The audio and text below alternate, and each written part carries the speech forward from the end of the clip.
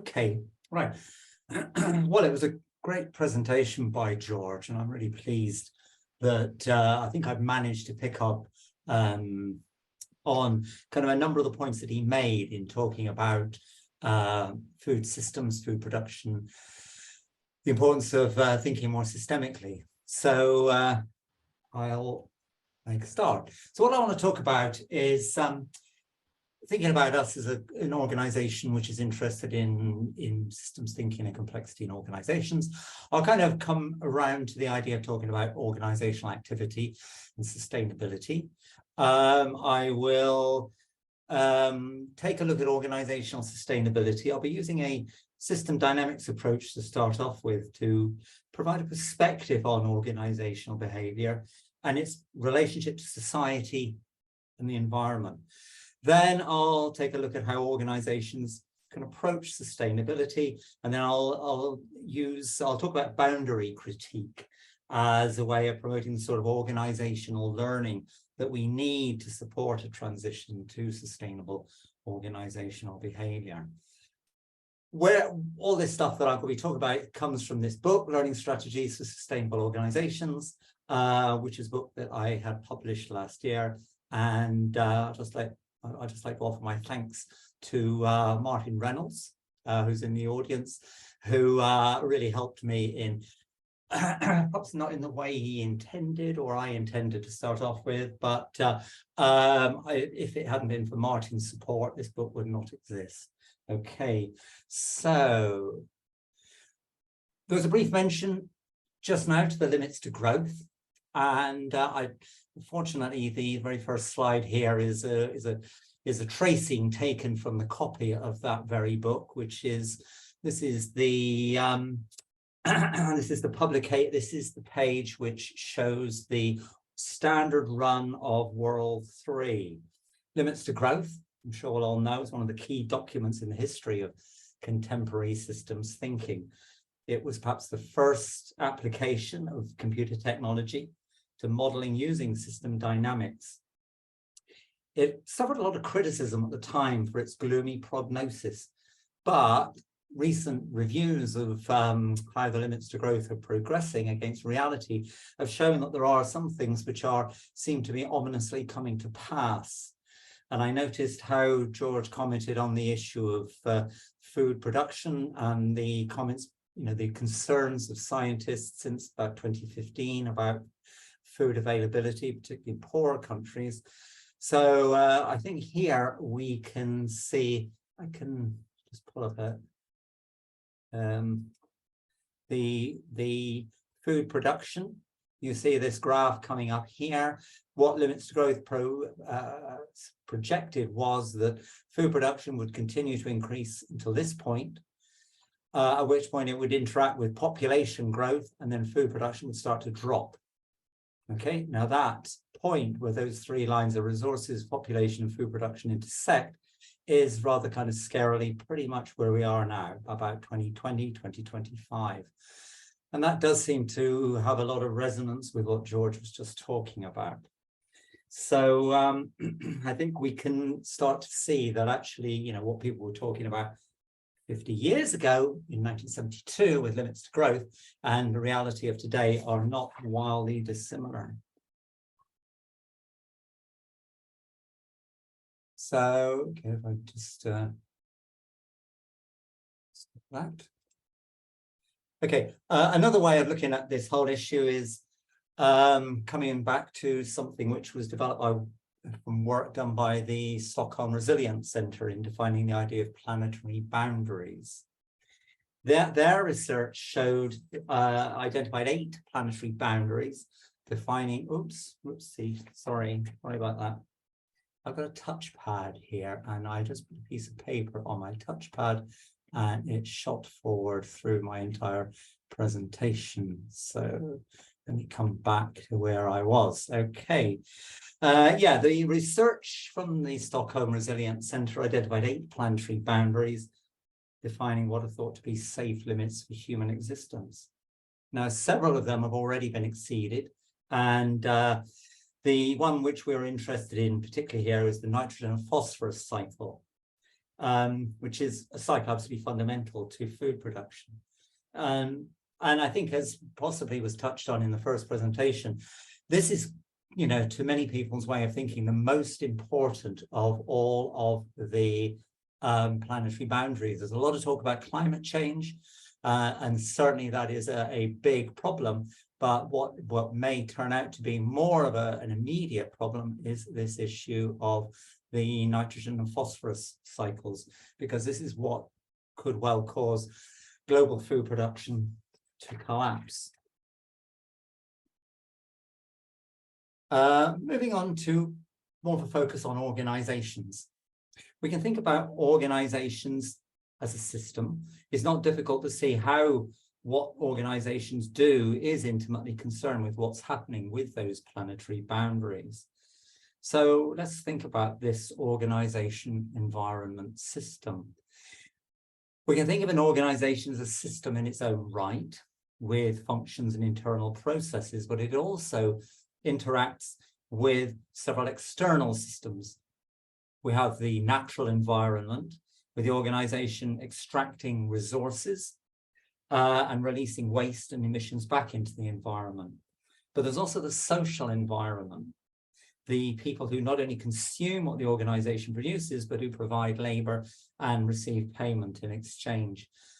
And that means that we also have to consider the market system, how the products and services that the organization produce lead to financial returns, which allow the organization to remain financially viable.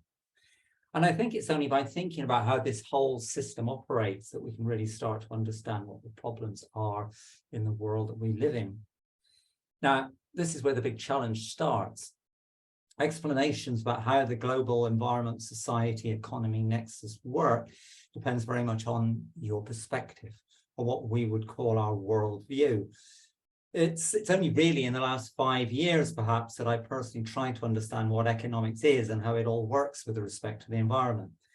And I think a light bulb moment for me was when I realized that economic activity is simply a way of managing the relationship between society and the natural environment.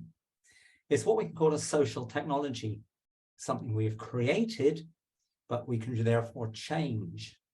The significance of this for me is that we live in a world where we've been told that there is no alternative, that neoliberal, late capitalist ways in which we manage our relationships with the natural environment is the only way of doing things. And this was, again, something that George talked about just now. And this was something which kind of comes up in the writings of the Italian philosopher Antonio Gramsci, who would have seen it that we are being overwhelmed by the hegemony of capitalist thinking. So the only way of actually escaping from hegemonic thinking is to look at things from an alternative perspective. And I got this recently by reading this book here, Capitalism in the Web of Life, by an American academic who writes from a Marxist perspective. He looks at the relationship in his book between the economy and the environment from this Marxist perspective, and proposes that a capitalist economic system relies on 4 primary inputs: labor, energy, food, and materials. The capitalist-based economic system extracts energy, food, and materials from the environment and emits waste products. The outputs of the economic system are enjoyed by consumers, who then provide the labor. For capitalism to continue to be successful, these 4 inputs must all be cheap and be appropriately financialized. So that the extract, emit, enjoy, employ cycles generate a profit for the capitalist. So after reading Moore's analysis, I decided to see how it could be represented in a causal flow diagram. And so that's what we've got here. Here, our economic system is represented what I call the level of organizational activity, which we can interpret at any level of recursion, from a single organization to the whole global economy. In order to discuss how I see this system, we have to make some assumptions. One is that the organizational activity is not purposefully sustainable in a societal or environmental sense. Its purpose is to make a monetary profit. Secondly, this operates within a closed system, so that there are limits to the 4 inputs of labor, energy, food, and materials. So working from these assumptions, as the level of organizational activity increases, more materials and energy are used. This reduces their availability so that their cost rises. This creates a problem for the level of organizational activity, and the resources and energy feedback loops will stabilize. Increasing organizational activity will also reduce the health of the natural environment, which will reduce the amount of food available, pushing up its price, and thereby reducing societal well-being. This will reduce the effectiveness of the labor force, and so again, the society loop will stabilize. And I think this is something that we would have sort of picked up from George's presentation earlier. Anyway, Moore says the success of capitalism has been achieved by capitalists recognizing when this stabilization of these loops has happened, and then opening the system by opening up new frontiers. So if we think of capitalism as we know it as having started in 15th and 16th century Europe, the first new frontier was the conquest of the Americas. This released vast new supplies of labor, of energy, of food, and natural resources. Through such things as transatlantic slave trade, sugar, cotton, silver. And historians refer to the creation of this frontier as the Columbian Exchange, acknowledging the role of Christopher Columbus. After that, feedback loops again started to grind to a halt, but a new frontier was opened by Industrial Revolution during the 17th and the 18th century, and then imperialism in the 19th century. Then in the late 20th century, capitalism developed globalization, where the capitalist economies of Europe and North America took over the rest of the world with its supplies of cheap labor and other necessary inputs. And we now find ourselves in a world where our politicians agonize over how to achieve economic growth. But the reality is that we've arguably reached the limits of the globalization frontier. So what next? What's the next frontier? So thinking about the crew of the Starship Enterprise, is it going to be space, the final frontier? I mean, that's certainly what people like Branson and Elon Musk think. I'm not going to talk here about whether this really is science fiction or whether it will happen or can happen, but I personally have grave doubts about whether it can or if it is indeed desirable. But what these ideas do represent is this opening up of a new frontier using technology. And into that basket, we can put ideas such as geoengineering, the removal of greenhouse gases from the atmosphere, or atmospheric seeding to reflect solar heating, the opening up of the oceans for mineral exploration, and so on. Of course, those technologies are very much in their infancy, and we have no idea if they will work, or if they do, if they will create unexpected consequences which create new problems. And of course, they'll be emerging from a system which has destroyed our natural environment. And as we all here know, the purpose of a system is what it does. So if we do not change the system, environmental destruction will in all likelihood continue. Something also to think about is that these assumptions show that capitalism has a Cartesian dualism as a basic assumption, that society and the economy are separate from the environment, and that we can therefore exploit the environment as we wish. What I would say we need to do is to see society and the environment as a duality, in a codependent relationship where what we as societies do changes the environment, but that this process also changes us in societies, influencing what we do and how we think. And this codependency is mediated by the essentially politically determined way our economic system operates. So how can we change the way in which these feedback loops operate? Well, I guess instead of organizational activity damaging the environment, it might choose to improve it. Instead of using more resources and energy, it could use less. One of the themes that George identified was of resilience. I mean, capitalism is about making a profit, about reducing redundancies and keeping costs to a minimum, and this has an impact on resilience.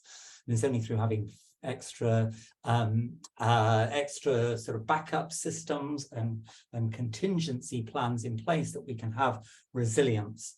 So one of the things which could help to reverse the direction of these loops is by thinking about more about resilience.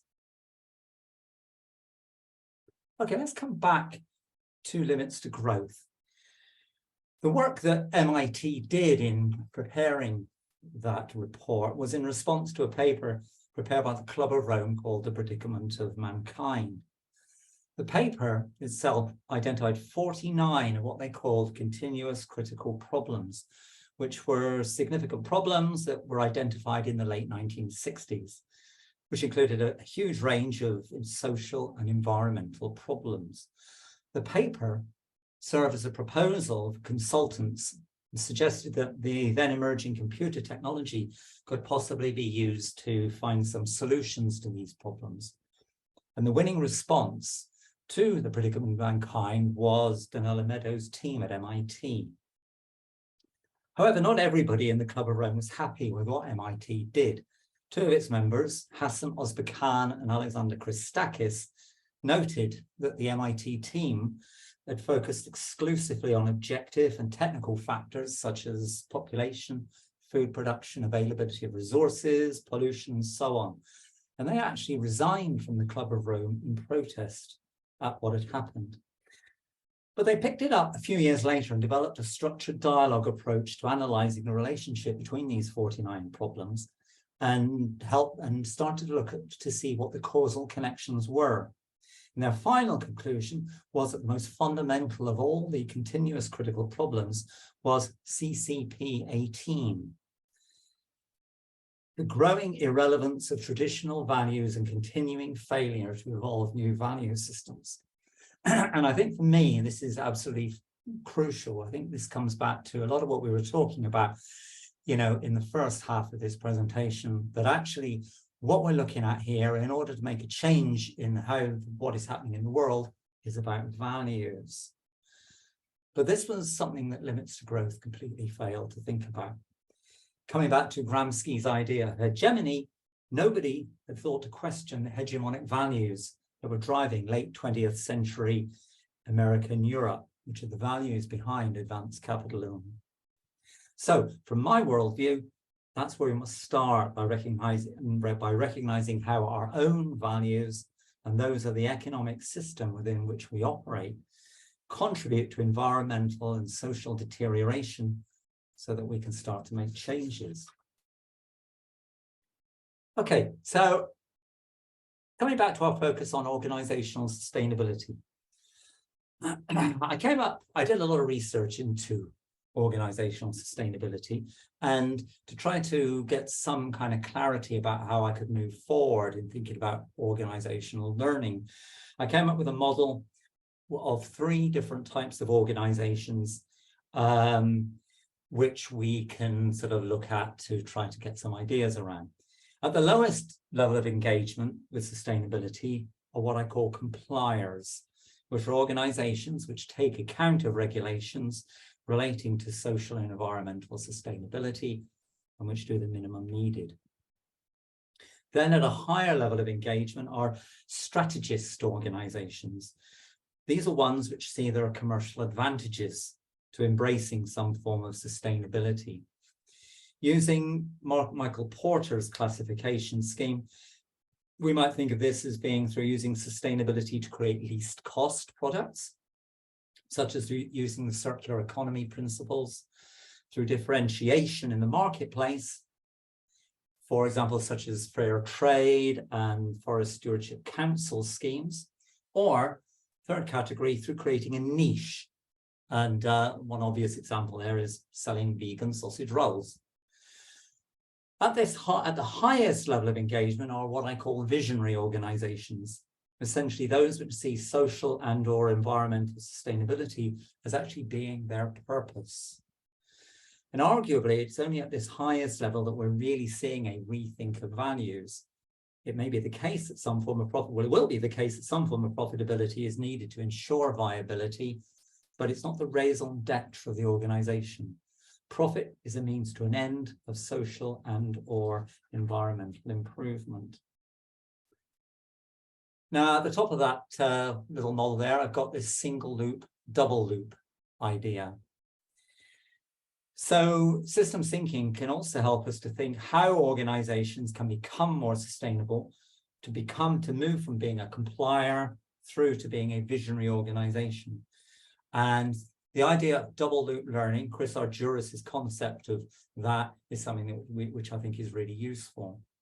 In complier organizations, there are assumptions which are not questioned. We make this thing in this particular way, and we make sure we follow social and environmental regulations. If our product or service breaches regulatory requirements, we adjust what we're doing to bring them into line. However, as an organization moves towards being more visionary, it has to question assumptions about what it does. Is what it does not sufficient if it's not sufficiently sustainable? Are we doing the right thing? Is there something else we should be doing? Are there better ways of doing things? And so on.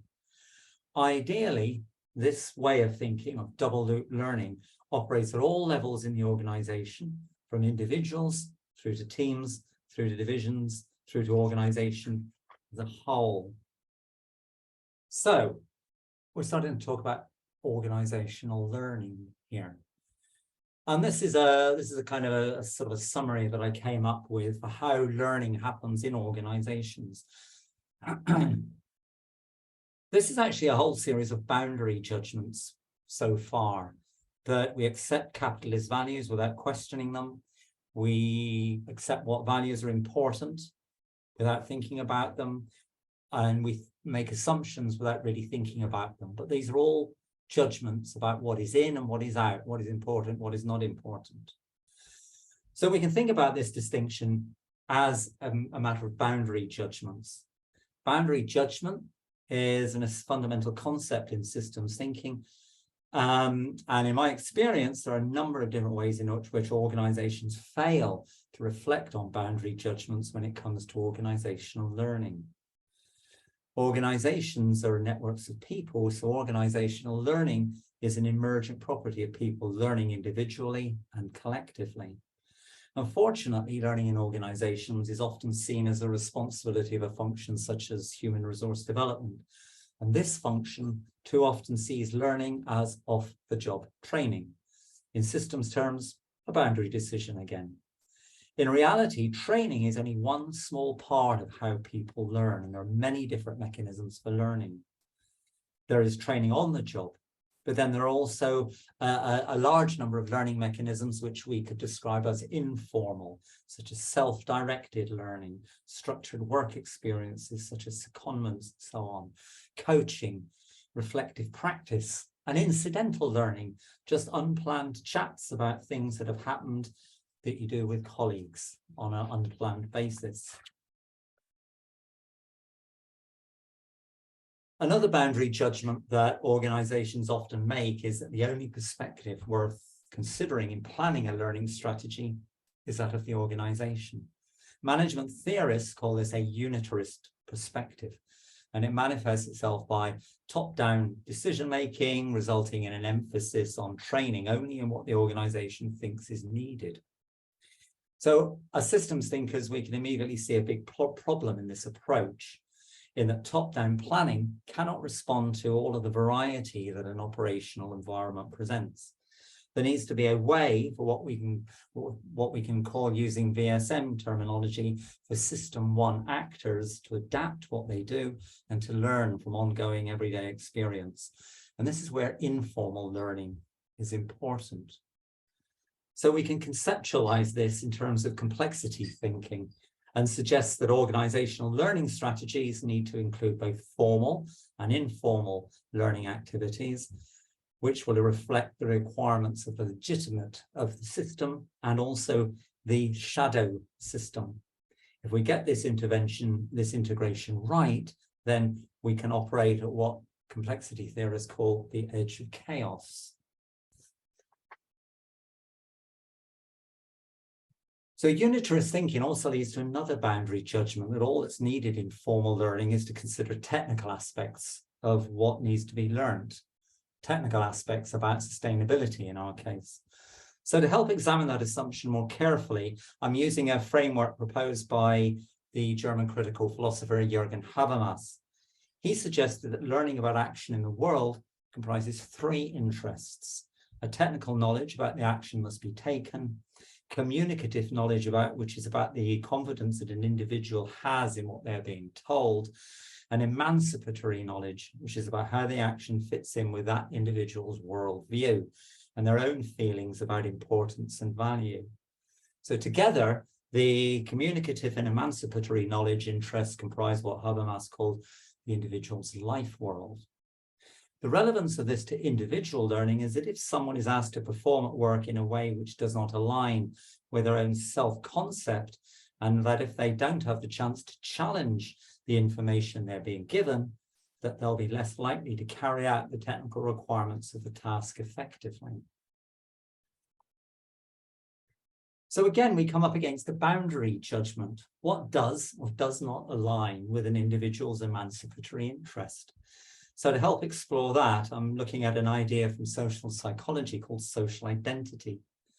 Social identity theory proposes that our self-concept and the values that this implies comes from two sources: our personal identity, physical characteristics such as age and gender, and our social identity, which is shaped by groups that we're part of. This is where things get complicated, as we all have multiple sources for our social identity. Some from our personal lives as a parent, consumer, or citizen, and others. And some from our identity as an organizational member, such as a role holder, a profession, or a team member. Within each of these, we'll have different sets of values, and they're not necessarily all consistent. But we prioritize different values depending on which social identity we're occupying at any particular time. The importance of this for learning is that if we're asked to accept concepts that do not align with our social identity, we'll be liable to cognitive dissonance, which is a form of stress that comes from trying to hold conflicting ideas or values at the same time. We deal with cognitive dissonance in different ways: by ignoring one of the ideas, by pleading helplessness, or by denying the validity of new, perhaps more challenging ideas, as a few examples. The relevance of this for learning is that if people are asked to behave in a way which the organization thinks is important from a sustainability perspective, but with which they do not agree, that they will not learn and they will not change their behavior. And I talk about this in the context of an organization, but I think coming back to some of the conversations we had with George, that we can see how important this is at a society level as well. Okay, so as well as considering personal values in a strategy for organizational learning, we need to think about what behaviors we need to see in a workforce. Although the terminology used in the world of human resources is pretty inconsistent, we can divide behaviors into two. There are competencies, which are the personal qualities required to work in an organization, and competences, which are the technical requirements of an individual's role. Now, looking first at individual competencies, I'm drawing here on a set of competencies which come from a United Nations initiative launched in 1992 called Education for Sustainable Development. And this touches on a point that I think Bob Bollen made in the comment in the chat earlier on about education and sustainability. So ESD proposes 7 key competencies. There are 3 that we might see as related to social intelligence: collaborative, competencies in collaboration, on being able to reflect on norms related to practice, and the ability to operate strategically. 4 are more related to cognitive skills, and these are about problem solving, being able to anticipate consequences, and to think critically. And then here we go, at the bottom of the list, the final competency, although it was proposed as the most important in terms of all of the 7, is the ability to recognize and understand complex systems, which is how they define, the United Nations defined systems thinking. So I think we can see there that it's kind of recognized as at the international level that systems thinking really needs to form, a central part of our educational processes. Coming on to competencies, which are the practical skills, this is where I think, the VSM is really useful. This here is just a very small extract from a table which I put together. It shows what competencies would be relevant for a System 1 actor at the organizational level. This, you could repeat this, for all VSM systems and at all relevant levels of recursion. So you can see that for a complier organization, pretty simple, but it gets more complex and more sophisticated as you move from complier to strategist to visionary. When I was doing the research for this, for my book, I came across the work of Marcus Schwanninger, who's interested in the use of VSM for environmental sustainability, and he places particular importance on System 5, which is where the organization needs to define what he calls its ecological ethos. So his work, he was particularly interested on environmental matters, but I try to sort of broaden sustainability to include social as well as environmental considerations. So I would call System 5 the place where an organization needs to define its sustainability ethos. Just pulling it all together, I've been stressing the importance of boundary critique as a way of making sure that organizational learning activities are as holistic as possible in terms of what learning strategies are used, who is involved, what subjects are examined, and so on. So to formalize this and make it possible to prepare a comprehensive, systemically based learning strategy, I think Critical Systems Heuristics is incredibly valuable. Just as a brief reminder, it uses 12 questions that need to be asked about various aspects of what we might call a system for sustainability-focused learning. These cover who, what, why are involved, and the sources of motivation, of power, of knowledge, and legitimacy. And most importantly, CSH draws attention to soliciting opinions from those outside the organization who are potentially affected by moves towards sustainability. So in its basic form, the 12 CSH questions are generic and somewhat opaque. So for my purposes, I've adapted them here to the context of writing a strategy for sustainability-focused learning. I'm not going to read through them all, but these kind of reflect what I think from my interest in learning and development in organizations about sustainability. These are important questions. If those questions are all addressed, and an organization should be well equipped to design and implement a learning strategy to help it to strengthen its commitment to social and environmental sustainability. The aim of what I've talked about here has been to show how systems thinking offers a range of concepts and tools that can be extremely useful in helping us to understand the complexity of social and environmental sustainability, and how organizations can put in place appropriate strategies to encourage the form of organizational learning necessary to help them make that change to sustainable practice. So I hope I've managed to achieve something along in that direction. So that's the end. I'll hand it over to you for any sort of thoughts, comments, questions. Thanks very much.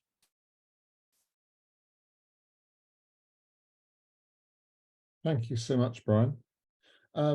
I think I'm just going to see whether there are any hands already raised.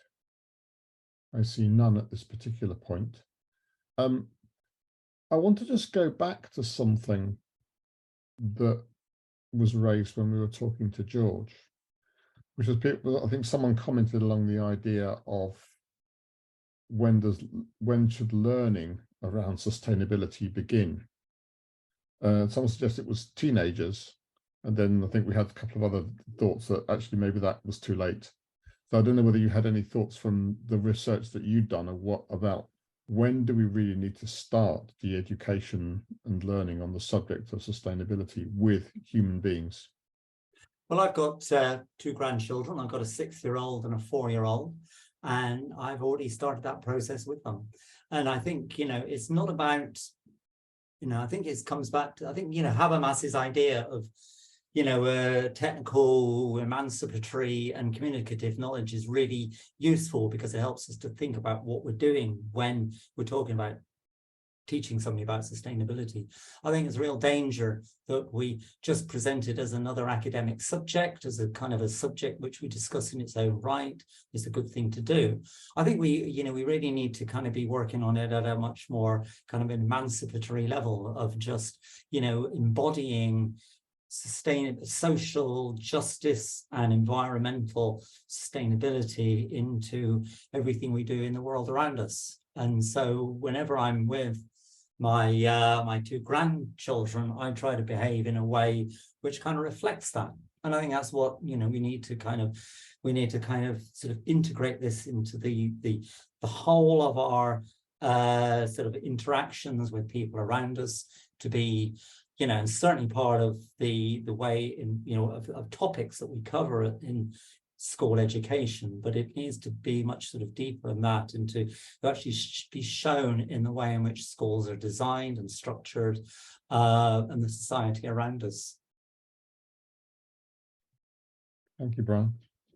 John, I can see your hand raised. Would you like to pose your question? Yeah, it's a couple of very interesting papers, but with this concept of sustainability, I don't believe that this can be done.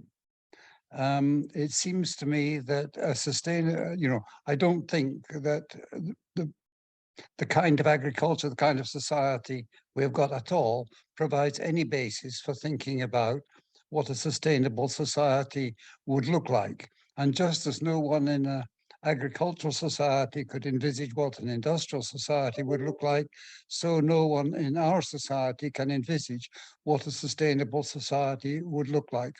And what we have to do is to create a process of evolution from where we are to something we cannot envisage. And that's a very different process. It has to do with, as was mentioned, changing values and so on, but I don't think anyone can bring this about. The issues have to do with creating a learning society, one which innovates and learns, going to somewhere that cannot be envisaged. I don't think there is any hope of reforming agriculture or our financial system and so on. This simply cannot be done within the ecological limits that we have. That's all. Sorry. Bryan, would you like to respond to that? And I'll move on to that. Well, I mean, I can sort of I can understand where your pessimism comes from, John. I'm afraid that if we do accept that it is impossible, then sort of as somebody on a situation comedy a long time ago said, we're all doomed.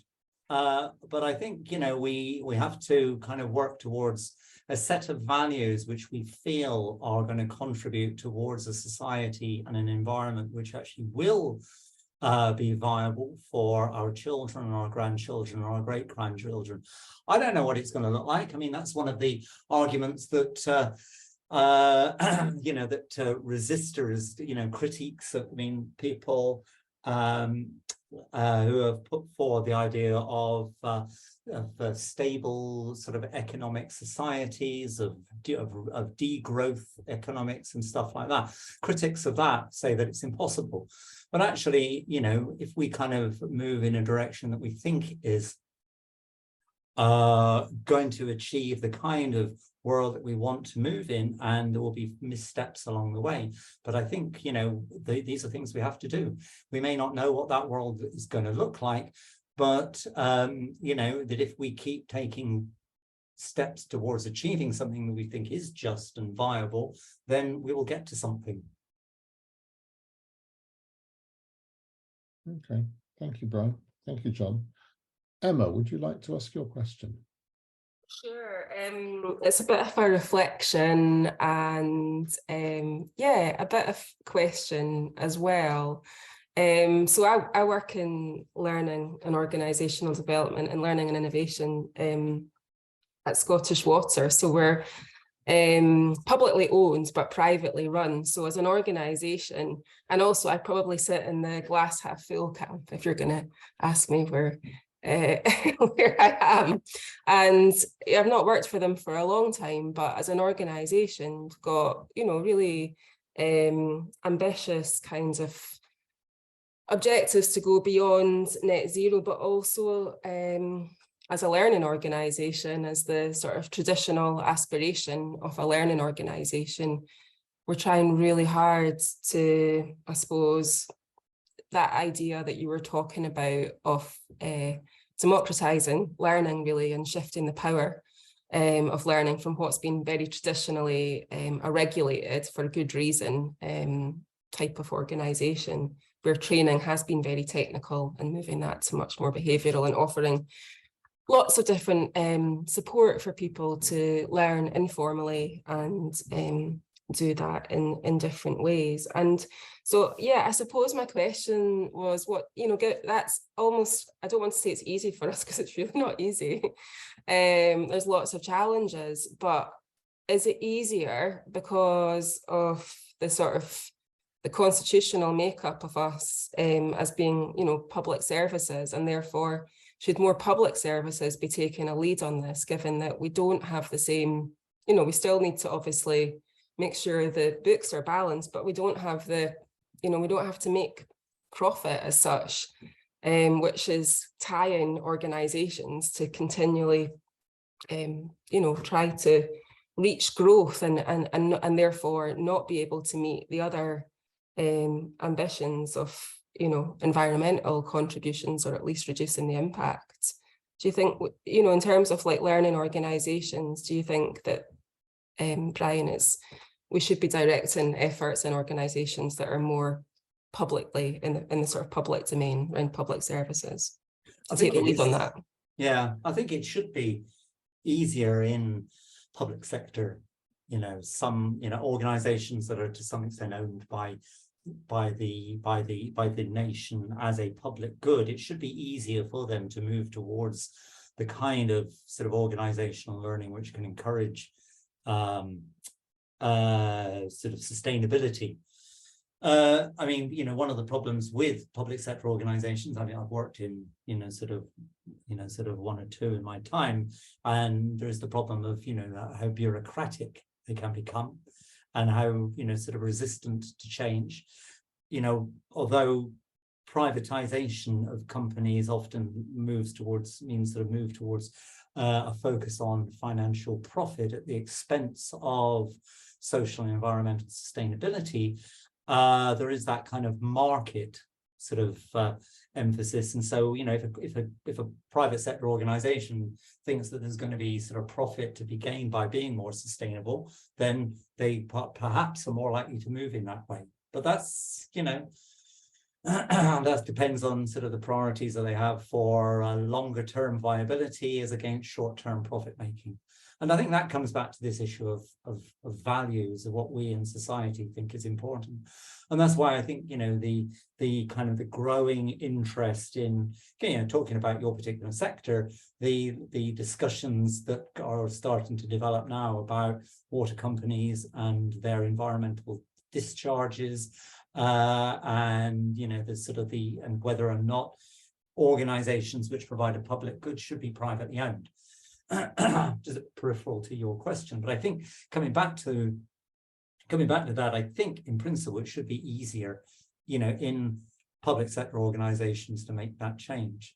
Although, no, there is research about this the idea I raised of social identity is that often people will work in what are seen to be socially or environmentally sustainable organizations, and, you know, and kind of do work which is kind of seen to be good from that point of view, but in their private life behave completely differently, you know, and behave in sort of very unsustainable ways.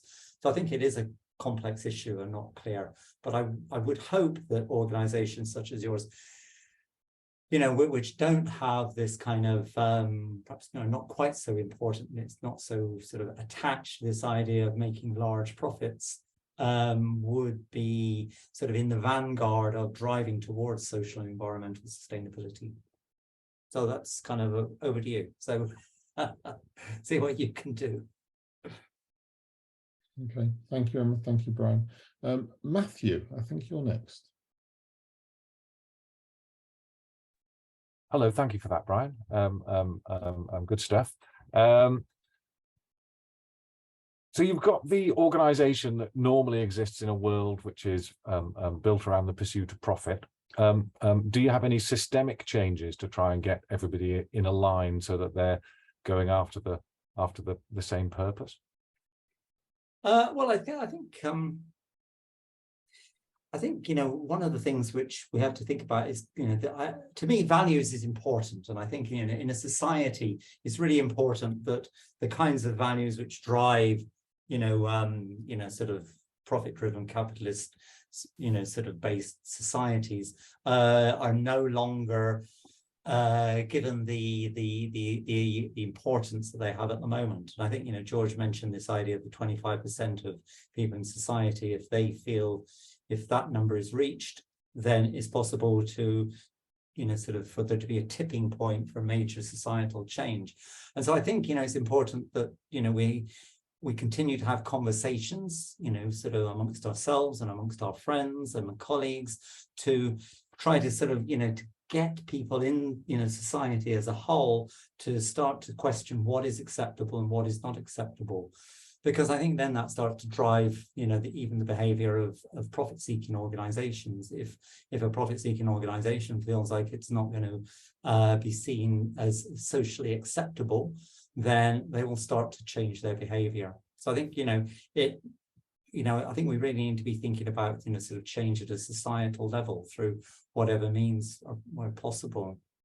I don't know if that kind of goes some way to answering your question.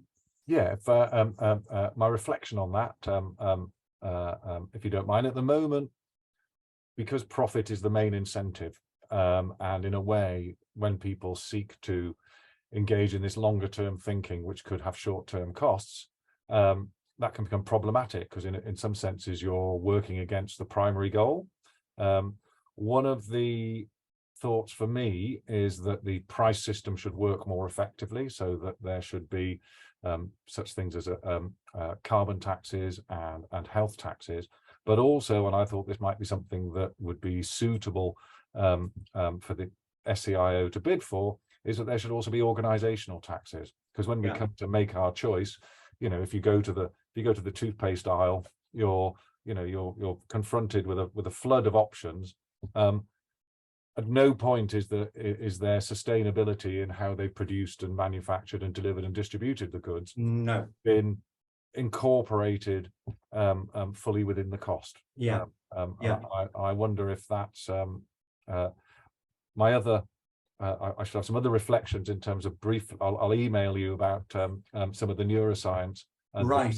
Bayesian brain. I think I've mentioned before, I'm a bit of a fanboy for Professor Carl Friston.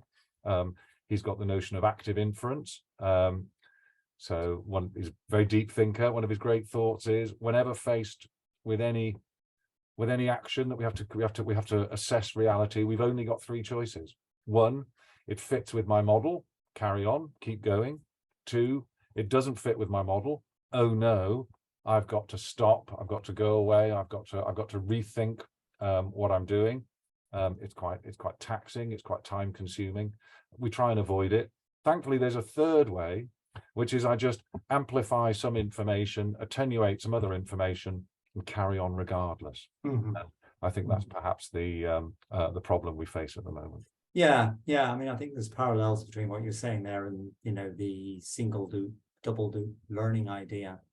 Yeah, but I think one point that of talking about this idea of sort of the toothpaste in sort of in the supermarket thing is that the way our economic system works is it is very much against those issues of sustainability. So we have in our political economy model, we have this economic idea of externalities, which is that there's certain things which you don't have to take into consideration. You don't, so organizations don't have to pay for the water that they consume and the waste that they produce, or the air that they take in and the dirty air that they give out.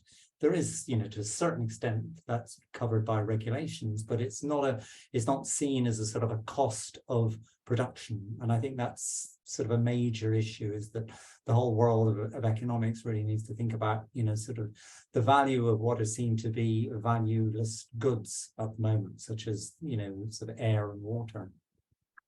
There is no theory of value, no extant theory of value. It used to be the theory of labor. Now things are worth what people are willing to pay for them, which is no theory of value at all. Yeah, no, you're right. Yeah. Funnily enough, Sharon's just also almost raising exactly the question around money and value, and sort of having a bit of discussion on chat offline. Yeah.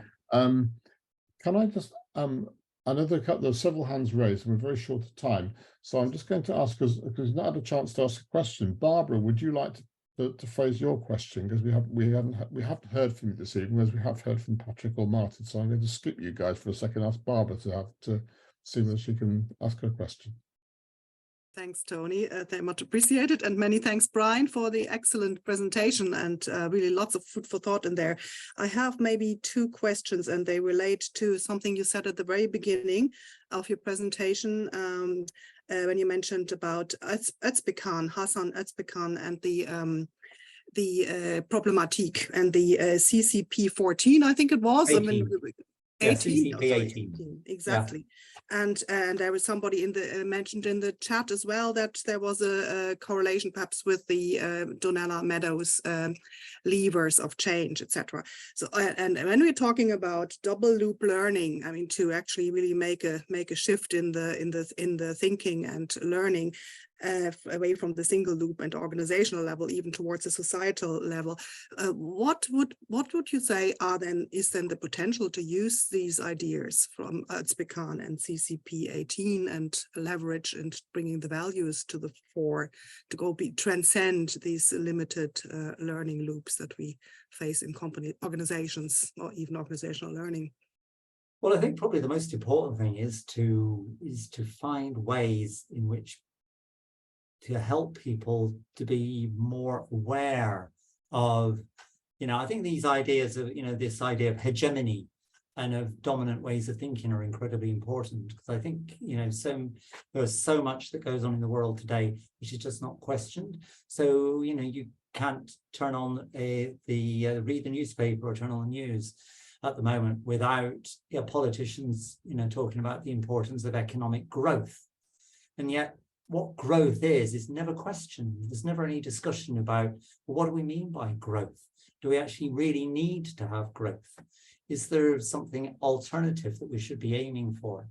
And I think what we should be looking for is to, you know, the education for sustainable development competencies, in one of them was about critical thinking. And I think that's something which we really ought to be sort of trying to push in our educational system, and, you know, in everyday conversations with people that we have, is just to get everybody to kind of reflect on, you know, what is the assumption that's driving your belief in this particular, you know, sort of thing. I mean, you know, every time you pick up a copy of, you know, some hideous rag like the Daily Mail, you're just confronted with this, you know, all of these kind of, you know, totally, you know, sort of assumption-based opinions, and there's never any questioning, you know, sort of in those types of journals as to where those values are coming from and whether those are things which we really ought to be thinking about.